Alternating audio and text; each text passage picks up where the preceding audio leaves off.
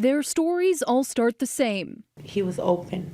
He was friendly. An LA County Sheriff's deputy allegedly getting too close for comfort. A few people had mentioned to me like, oh, like, why is he, staring at you, or did you do something, or why is he looking over here, are you in trouble? That's when I started noticing that the way he was watching me. Deputy Giancarlo Scotti, a guard at the Century Regional Detention Facility, the women's jail in Linwood, has been accused of sexual misconduct before.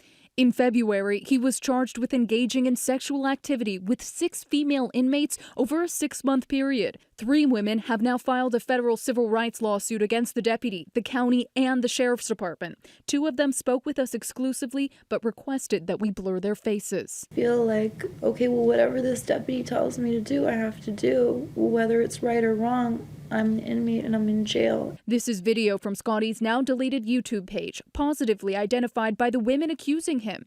In the complaint, this 30-year-old former inmate says Scotty used his power to lure her into an elevator, and all of that was caught by surveillance cameras. At first, I was a little frightened. I didn't know what to expect, where he was taking me, but when I realized we were just going to medical, I kind of laughed it off like, oh, maybe he was just joking with me.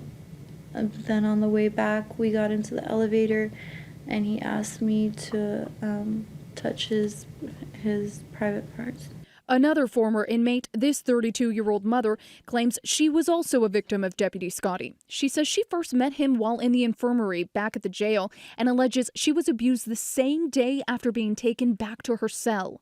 I remember him putting his penis through the slot, and he made me give him oral sex. A third woman, who's now in immigration custody, alleges in the complaint that Deputy Scotti groped her breasts while alone with him in the elevator with cameras on. Since Scotty's arrest, sheriff detectives have been investigating all of the allegations.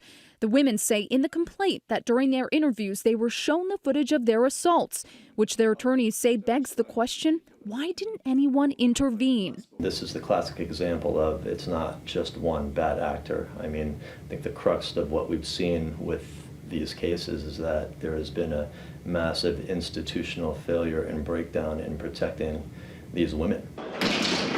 Deputy Scotti has been on paid administrative leave since his arrest last September. At the time of the first allegations, Sheriff Jim McDonnell called the alleged incidents disgusting and said Scotti was arrested within hours of the initial complaint. Scotty's attorneys in court papers denied the deputy sexually assaulted anyone. They have not returned our requests for comment. One of his accusers says because of the trauma from the alleged abuse, she would rather kill herself than go back to jail. I don't want to go back to that place. It's a really messed up place. I wouldn't desire that place, not even for my worst enemy. Earlier this year, the county settled lawsuits filed by 2 former inmates against Deputy Scotti for $2 million.